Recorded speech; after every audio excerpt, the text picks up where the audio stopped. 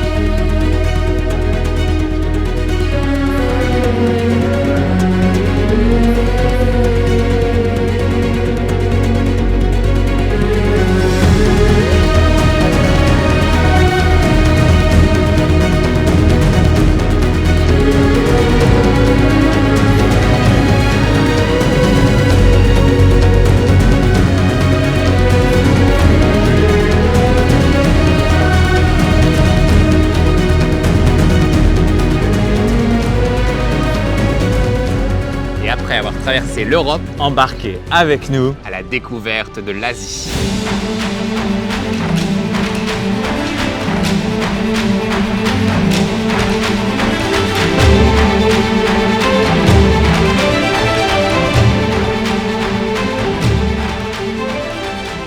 Après un road trip familial inoubliable de Phuket à Bangkok, nous voilà prêts à débuter cette nouvelle saison 2 en Thaïlande. Prêt à embarquer pour Kanchanaburi? C'est parti!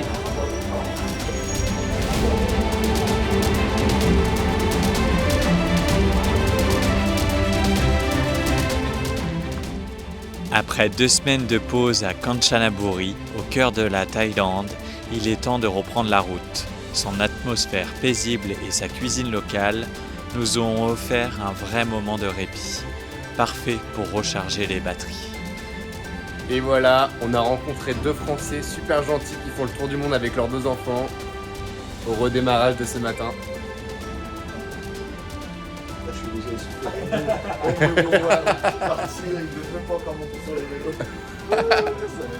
C'est parti.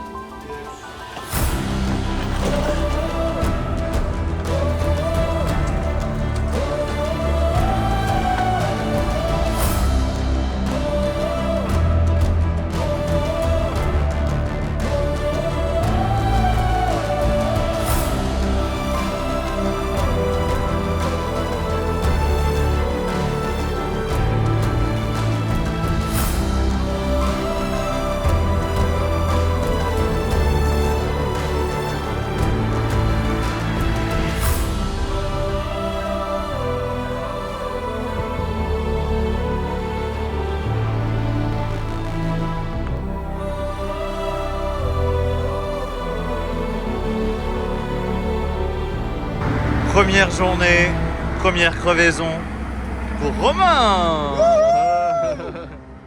C'est trop cool. Yes. Alors, franchement, c'est une journée d'exception. Du coup, on tolère un peu plus facilement. Et puis, ça fait tellement de temps qu'on n'a pas repris qu'on est limite content d'avoir une crevaison. Non, j'exagère.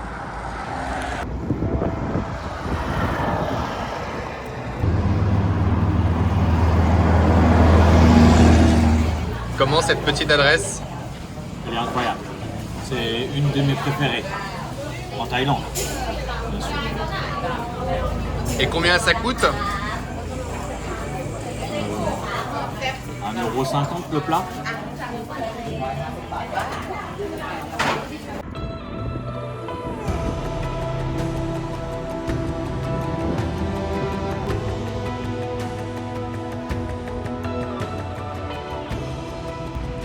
Et c'est parti pour une petite exploration improvisée. Et c'est parti pour les 1000 marches.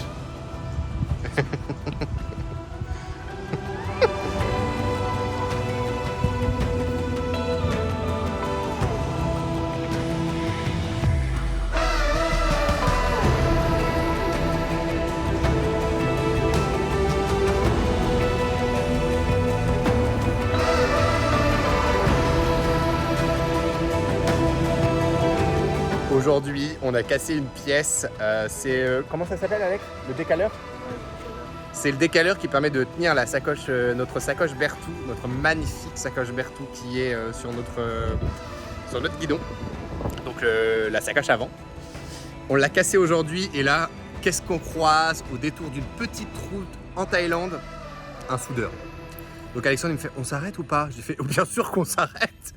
Des opportunités comme ça, on lui a demandé, on lui a mis un petit mot comme ça sur Google Traduction, il nous a dit oui, oui, oui, oui. Donc voilà, on va lui donner un petit billet pour le remercier et puis il va nous réparer du coup notre décaleur. Incroyable. Cette journée de reprise est sous de merveilleuses augures. Ça se dit ça, de merveilleuses augures? Sous de bonnes... Bon, ça se passe bien quoi.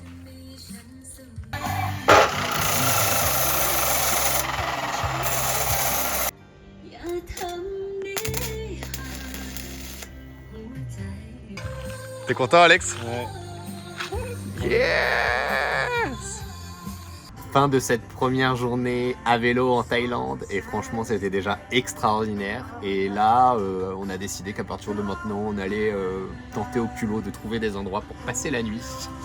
Du coup on s'est arrêté boire une petite bière et manger un bon petit réguliant avec du bœuf sauté, basilic thaï. Et du coup on va demander ici si on peut passer la nuit en fait avec Alex. J'espère qu'on pourra, ouais. Oui, regarde, deux hommes comme nous. Non. Oh, oula, tout vous prêt, hein. Allez, on Tout coupe. prêt, hein. Bon bah, étape numéro 2, bon le bœuf est très bon, hein. C'est vraiment super bon. Mais le monsieur nous a dit non. Le monsieur nous a dit non pour dormir ici ce soir, donc va falloir qu'on se remette En jambes. en jambe de nuit pour essayer d'aller au temple juste après pour voir si on peut y passer la nuit. J'espère. Étape à suivre.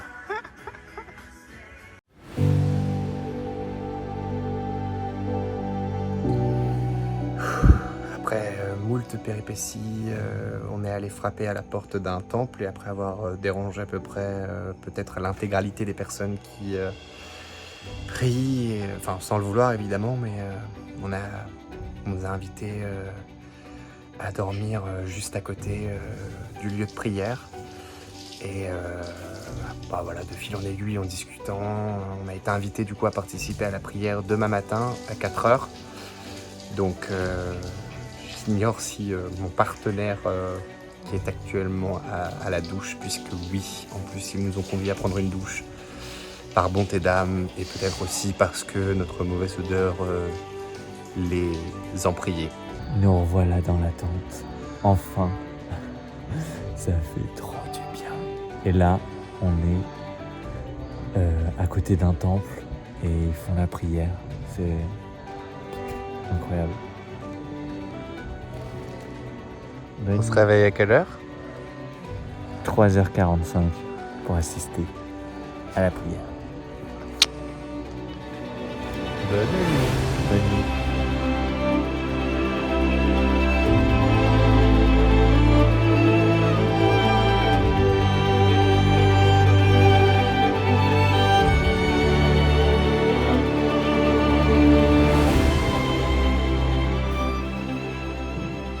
Sapphe satta avila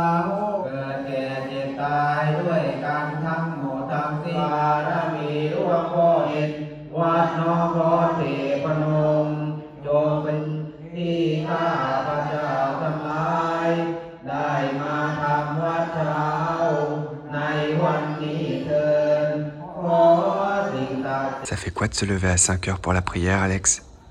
4 heures. 4 heures, oui, c'est vrai. Le temps passe lentement. C'était un incroyable moment. Je pense que on vivra qu'une seule fois ce moment-là, je sais pas.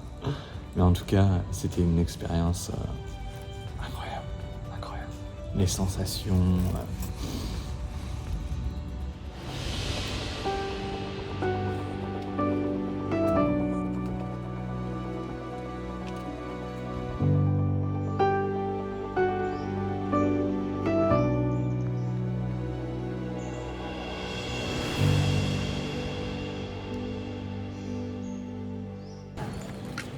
On vous présente notre moine instructeur qui nous a appris les premiers préceptes du Bouddha et qui nous a donné le manuel en anglais pour pouvoir commencer à apprendre un petit peu la culture bouddhiste, la religion bouddhiste. Donc, Kapon Krab, thank you for all. Thank you. Et notre guide qui nous a accompagnés dans cette aventure. Kapon Krab. It was a real pleasure for us. Thank you so much.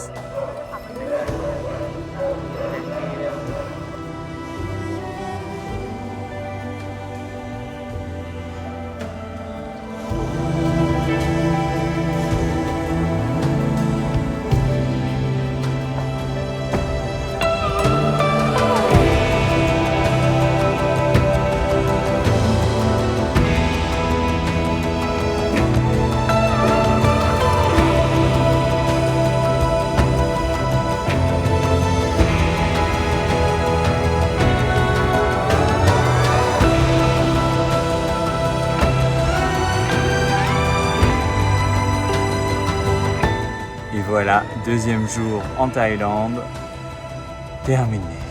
Enfin, presque. On a trouvé le bivouac. On a trouvé un petit bivouac en plein cœur du temple et on va tenter d'installer pour la première fois les hamacs. Ça promet. Ça va être trop bien. On va essayer ça tout de suite.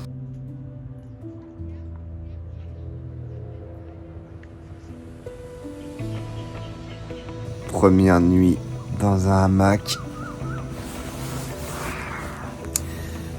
Eh bien, franchement, j'ai bien dormi, même si on a été réveillé par les chiens, les poulets, l'écureuil qui logent juste au-dessus de nous. Et puis, là, par la fraîcheur. Alors, c'est très surprenant, on décide de dormir dans un hamac parce qu'il fait trop chaud ici. On arrive dans une région où les températures dégringolent pendant la nuit. C'est parti pour une nouvelle journée en Thaïlande.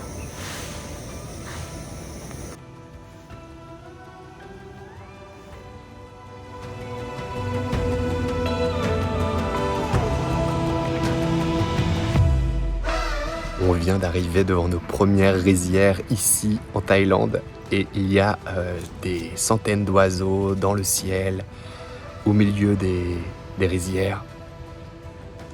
Un paradis ornithologique, que dire d'autre? Donc là on patiente pour essayer de faire de belles prises de vue, photos, vidéos et puis surtout contempler ce merveilleux spectacle de la nature.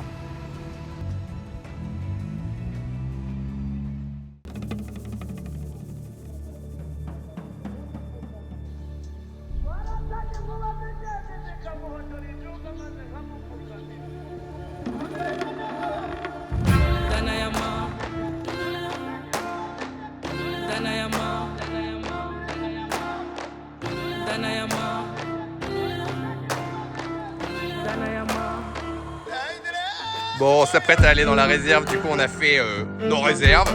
C'est ça. Je pense qu'on a plus de 10 litres d'eau. 10 litres de nourriture, enfin kilos, hein. Audrey ne nous en veut pas pour cette maladresse. Mais en volume, combien ça fait ça?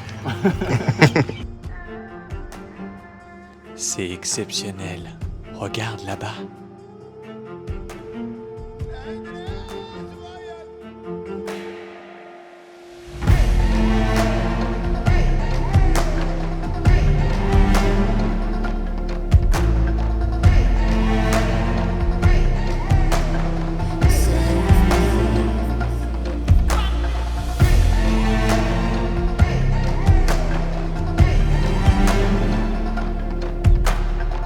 Dans les vastes plaines inondées et les rizières d'Asie du Sud, une silhouette élégante attire le regard. Son bec étrange, entrouvert en permanence, cache un secret bien gardé. Son nom n'est pas un hasard. Le bec ouvert indien possède une particularité fascinante. Ses mandibules ne se rejoignent pas complètement, laissant un espace qui pourrait sembler gênant. Mais en réalité, c'est une adaptation parfaite à son régime alimentaire. Ce fin stratège utilise cette ouverture pour capturer et broyer avec précision les mollusques aquatiques, notamment les escargots d'eau douce, sa gourmandise favorite. Le bec ouvert indien fréquente les marécages, les lacs peu profonds et les rizières. Il s'adapte parfaitement aux saisons. En période de mousson, il profite des eaux hautes pour pêcher facilement, alors qu'en saison sèche, il suit le retrait des eaux pour capturer des proies piégées dans la boue. Le bec ouvert indien vit en grande colonie et niche dans les arbres près des plans d'eau. Lors de la saison de reproduction, entre juin et décembre, il construit son nid en hauteur, souvent en compagnie d'autres échassiers comme les hérons et les ibis. C'est la fin de ce 3e jour et les paysages sont grandioses. Mais demain, nous allons visiter un grand parc naturel. C'est une réserve. Une réserve naturelle où nous allons sûrement voir des panthères, des jaguars. Il n'y a pas de jaguar. Non, des tigres. On va pas voir de tigres. Si, moi je veux. Il n'y a aucune chance qu'on voit des tigres. Mais c'est l'endroit en Thaïlande où on a le plus de chances d'en voir. Mais déjà, si on voit les éléphants sauvages, ce sera incroyable.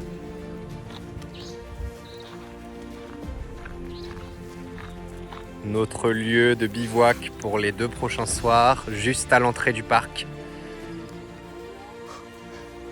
Alors, ma mission, c'est de trouver une prise électrique et de tout brancher. Et là, j'en ai trouvé une. Jackpot. Du coup, je vais tout recharger. Voilà, avec un super boîtier.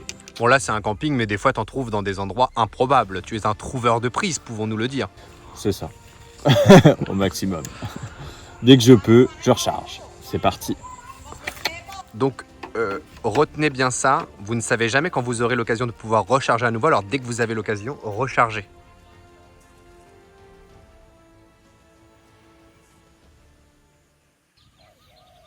Et c'est parti pour une nouvelle journée.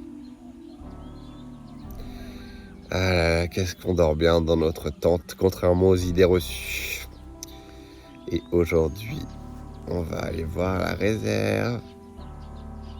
Incroyable.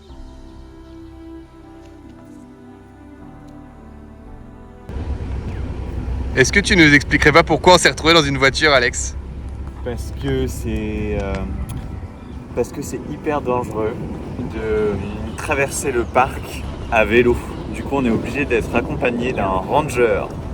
Ranger, comme dirait Claire Leplon. Ranger. Voilà. Du coup, on est sur des petites chaises derrière un pick-up. Et tout ça pour 5 €.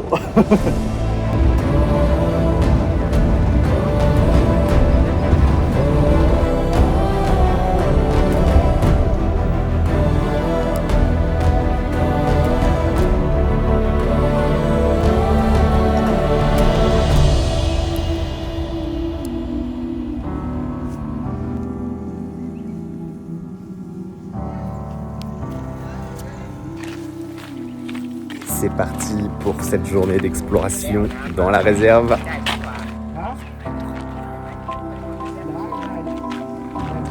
Avec notre ranger.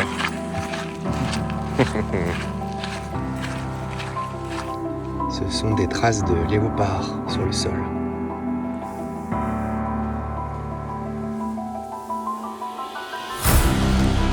C'est parti. Sawadee krap.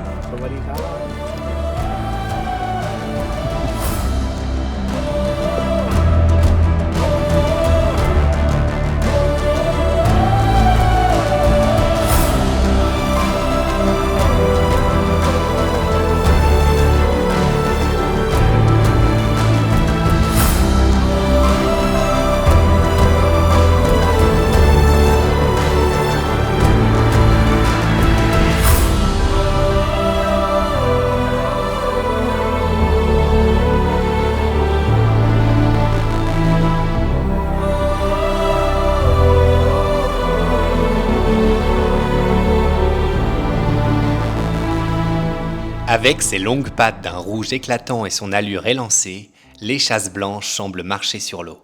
Présente sur tous les continents, elle évolue avec une grâce aérienne dans les marais, lagunes et rizières, où elle joue un rôle clé dans l'équilibre des écosystèmes. Mais derrière son élégance se cache un oiseau vif, agile et parfois même agressif.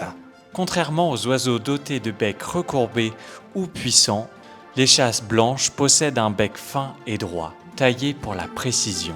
Elle sonde les eaux peu profondes à la recherche d'insectes aquatiques, de petits crustacés, de vers et même de têtards. L'échasse blanche est une grande migratrice.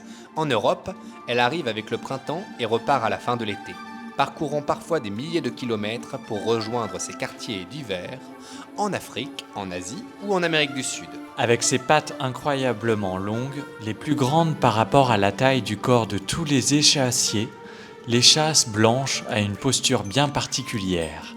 Cette morphologie lui permet de repérer facilement ses proies dans l'eau, mais aussi de surveiller son environnement à grande distance. Une technique essentielle pour anticiper les attaques de prédateurs comme les rapaces, les renards ou encore les serpents d'eau.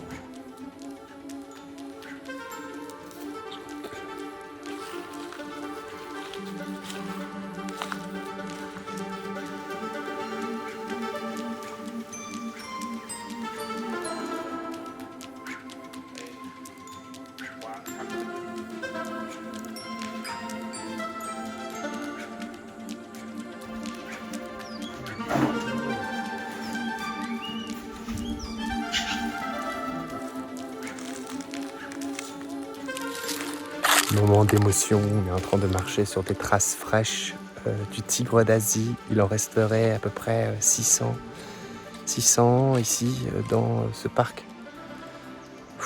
C'est très émouvant et c'est ici la réserve où on a le plus de chances d'en observer, ce qui nous arrivera très probablement pas, mais c'est déjà très émouvant de pouvoir marcher sur ces traces comme ça.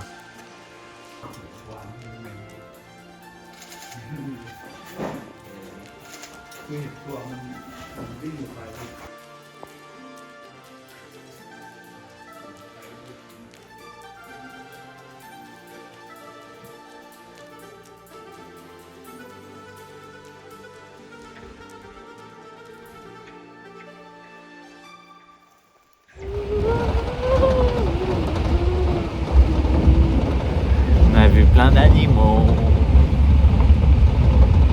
Merci à vous de nous avoir accompagnés dans cette nouvelle aventure Laissez vos questions et vos impressions en commentaire.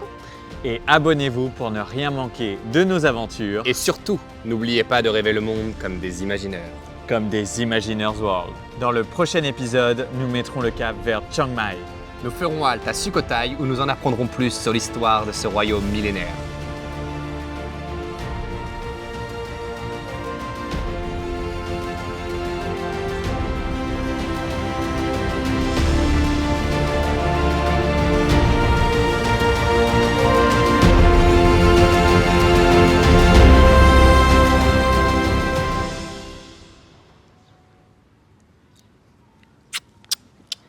Little Earth.